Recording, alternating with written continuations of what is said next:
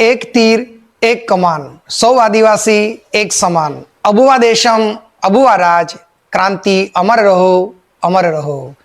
नमस्कार, जय जोहार, जय प्रकृति माता। हूँ छू डॉक्टर उरेश गामित। मित्रों, विश्व आदिवासी दिवस निमित्ते अमरी यूट्यूब चैनल में मूकेल वीडियो ने प्रेम आपवा बदल आप सौनो खूब खूब आभार। जोहार। दोस्तों, भारतनो इतिहास अनेको रीते विदेशी आक्रांताओनी सामे झझूम्यो छे, जेनो एक आगवो इतिहास छे।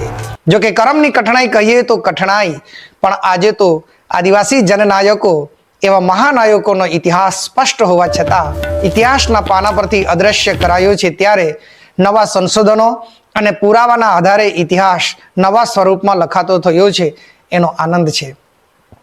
आजे एक एवा ज क्रांतिकारी जननायक भगवान बिरसा मुंडाना जीवन चरित्र ने यूट्यूबना माध्यमथी आपनी समक्ष मूकवानो मारो आ एक नानकड़ो प्रयास छे। आदिवासी जननायकोने क्रमशः आजनी पेढ़ी सामे रजू करता हूँ आनंदनी लागणी व्यक्त करूँ छूं। एनी आ प्रथम कड़ी छे। आदिवासी समाज माटे जळ, जमीन अने जंगल आ त्रणेय जीवननो आधार छे अने प्रकृति पूजन ए धर्म छे। परंतु आ मूळ धर्म पर ज बहारी दिकोए आक्रमण करता आ देशनो मूळ मालिक, मूळवासी एवो आदिवासी समाज पोतानी संस्कृति, रीत रिवाज ने टकावी राखवा सीधो संघर्षमां पड्यो। ब्रिटिश राजनी नीति अने तेनो उद्देश्य भारतमां अंग्रेजी साम्राज्यना भारतीय संसाधनों पर नियंत्रण करवुं अने एनुं दोहन करीने अंग्रेजी सामानो माटे बजार तैयार करवानुं हतुं। बीजी बाजु जंगलों पर नियंत्रणों करी जंगलनो खजानो लूंटवानो हतो। एमां जमीनदारो अने साहुकारो साथे मळीने मूळ निवासी प्रजाने रंजाडवानुं काम कर्युं। तेथी आदिवासी प्रजाने स्वरक्षा माटे तीरकामठू, भाला, गुलेल अने कोहाड़ी जेवा हथियारो उपाडवा माटे पण मजबूर थवुं पड्युं छे। मित्रों, विश्वना इतिहास साक्षी छे के कोई ने कोई वीर पुरुषना बलिदान लीधा पछी ज परिवर्तन थाय छे। हाँ, राष्ट्રના मूल्यों, समानता, सहयोग, सामंजस्य, सामूहिकता अने सह अस्तित्व पर ज राष्ट्र निर्माण थाय छे। आदिवासी समाज एवा उमदा विचारोनी साथे साचा अर्थमां बहारी दिकोनी साथे सहयोगी बनीने आज दिन सुधी जोडायेलो रह्यो छे। छतां ए ज आदिवासी समाजनुं शोषण सौथी वधु थयुं छे, तेनो इतिहास साक्षी छे। आजादीनी लड़तमां आदिवासी जननायकोनुं प्रतिनिधित्व सौथी आगळ रह्युं, तेम छतां તેમનું બલિદાન હાસ્ય પર ધકેલાઈ દેવાયું છે। એ તો બહુ જ સ્પષ્ટ દીવા જેવું છે। આદિવાસી સમાજના ક્રાંતિકારી જનનાયક જે માત્ર આદિવાસી જ નહીં પણ દેશના શોષિત, પીડિત અને છેવાડાના માણસનો બુલંદ અવાજ બનેલા ભગવાન બિરસા મુંડાના જીવન વિશે જાણવાનો અને જણાવવાનો આ એક ઉપક્રમ છે। બિરસાનો જન્મ પૂર્તિ વંશમાં થયો હતો।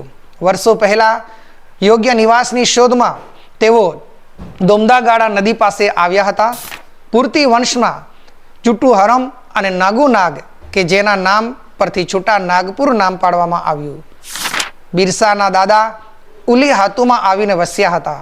બિરસાનો જન્મ તારીખ 15મી નવેમ્બર 1875ના રોજ અને પિતા સુગના મુંડા અને માતા કરમી મુંડાઈના પરિવારમાં થયો।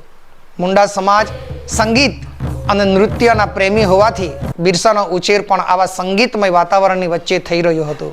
બિરસા ખુદ વાંસળી વગાડતા હતા। બકરી ચરાવતા ચરાવતા વાંસળીની સાથે સાથે ટુઈલા નામનું તારવાળું વાદ્ય પણ તેઓ સારી રીતે વગાડી લેતા હતા। બિરસાનો પરિવાર ઓલી હાતુથી સ્થળાંતર થઈને કુડુમડામાં આવીને વસ્યો અને પછી રોજગારીની શોધમાં બંબા ગામમાં વસ્યા। સુગના મુંડાના 5 સંતાનોમાં બિરસા ચોથા સંતાન હતા। પિતા સુગના મુંડા ઈસાઈ ધર્મના પ્રચારક હતા, તેથી તેમને મસીહા દાસ કહેવામાં આવતા હતા। બિરસાનું નામ પણ દાઉદ રાખવામાં આવ્યું હતું। ત્યારબાદ તેઓ બંબાથી ચલકત ગામમાં આવીને વસે છે। ગરીબીને કારણે તેમને મામા પાસે અયુબ હાથુ લઈ જવાયા અને ત્યાં તેઓ 2 વર્ષ સુધી રહ્યા છે। સલમામાં જયપાલ નાગના આશ્રમમાં ભરતી કરાયા અને આખરે તો ઉચ્ચ પ્રાથમિક શિક્ષણ માટે ચાઈબાસામાં જર્મન ઈસાઈ મિશનમાં લઈ જવાયા, જ્યાં તેઓ 1886 થી 1890 સુધી રહે છે। બિરસાના સમયમાં મનુવાદી વિચારધારાને પ્રતાપે આદિવાસી સમાજને શિક્ષણનો અધિકાર નહોતો। ભલું થાજો મિશનરીઓનું કે જેમણે શિક્ષણના દ્વાર પોતાના સ્વાર્થ માટે જ ખુલ્યા હતા। ભલે એ પણ મિશનરીઓનું એ અંગ્રેજી શિક્ષણ મુંડાને પણ મળ્યું અને એ રીતે બિરસા મુંડાને અંગ્રેજી નીતિને સમજવા માટે આ જ શિક્ષણ ઉપયોગી થયું. એકવાર ચાઈબાસાના મિશનરી સમારોહમાં ડૉક્ટર નોટરેટ આદિવાસી સમાજ માટે વાંધાજનક શબ્દો ઉચ્ચારે છે. તેઓ કહે છે કે જો કોઈ ઈસાઈ બનીને અમારા આદેશનું પાલન કરે છે તો એમની ઝૂંટવી પાડેલી જમીન પાછી આપી દઈશું. આ ઉપરાંત તેઓએ મુંડા સરદારોને દગાબાજ કહેવાનું પણ શરૂ કર્યું. તેથી બિરસાનું ભ્રમ નિરસન થયું. બિરસાએ ડૉક્ટર નોટરેટ અને મિશનરીઓની ટીકા કરી. તેનું પરિણામ એ આવ્યું કે બિરસાને નિશાળમાંથી કાઢી મૂકવામાં આવ્યા. તે વખતે બિરસાએ પોતે બુલંદ અવાજમાં કહ્યું કે સાહેબ એક ટોપી છે, બધા એક સરખા, કાગડા બધે જ કાળા.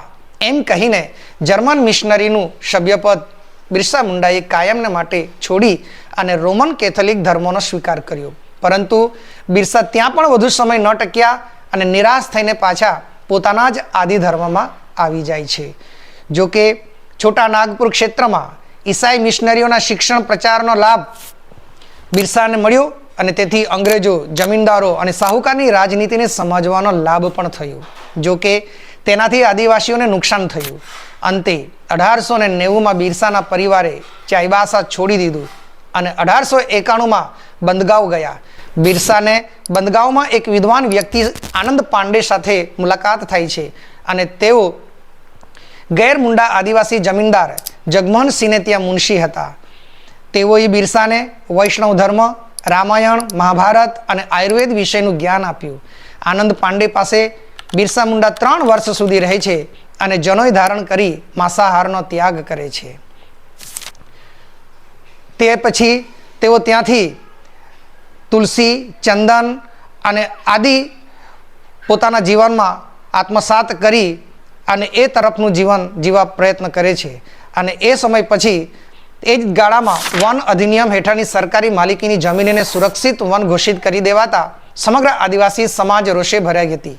અને બીજી બાજુ પોરાહાટ ક્ષેત્રમાં વન પર પ્રતિબંધ લગાડવામાં આવતા સિંહભૂમના પોરાહાટ, પલામુ, માનભૂમમાં અત્યાચારી કાયદા વિરુદ્ધ કાર્યક્રમો ચલાવ્યા અને આખરે શોષણની સામે મુંડાઓને દીકોના આવા અત્યાચારથી બચાવવા સારું આનંદ પાંડેનો સાથ કાયમને માટે છોડી દીધો. બરાબર આ જ અરસામાં મુંડા સંસ્કૃતિ પર 3 પ્રકારની બાહ્ય શક્તિઓનો પ્રભાવ પડ્યો હોવાનું બિરસા મુંડા જોઈ રહ્યા હતા. એક આસુરી તત્વોનો પ્રભાવ, બીજું હિન્દુ સમાજનો પ્રભાવ, ત્રીજું ઈસાઈ ધર્મનો પ્રભાવ પડતા બિરસાનું જીવન પણ એ રીતે ઘડતર થતું જતું જોવા મળે છે. વૈષ્ણવ ધર્મની અસર બિરસાને ધાર્મિક આંદોલન તરફ વાળી લે છે. બિરસા શોષણની સામે લડવા માટે શરૂઆતમાં સરદારોના જમીન આંદોલનમાં જોડાઈ જાય છે. અંગ્રેજો, જમીનદારો અને સાહુકારની શોષણ કરવાની નીતિ બિરસાને મૂળ ધર્મમાં પરત લઈ આવે છે. 1895માં બિરસા એક ભગવાનના રૂપમાં ઉભરી આવે છે. મિત્રો, આજના આ પાર્ટ 1માં આપણે ભગવાન બિરસા મુંડાના જન્મ, બાળપણ, શિક્ષણ અને સાથે સાથે તેમનો સર્વાથી સંઘર્ષ ગાથાઓ જોઈ અને તેઓ ભગવાન તરીકે કઈ રીતે ઉભરી આવ્યા છે તે આપણે જોયું.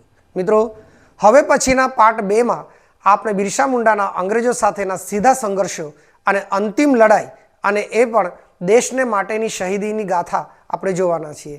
તો આજનો અમારો આ વિડીયો આપને ગમ્યો હશે તો આ અમારા વિડીયોને આપ લાઈક કરજો, શેર કરજો અને સાથે સાથે સબસ્ક્રાઈબ કરવાનું ભૂલશો નહીં. જોહાર, વંદન.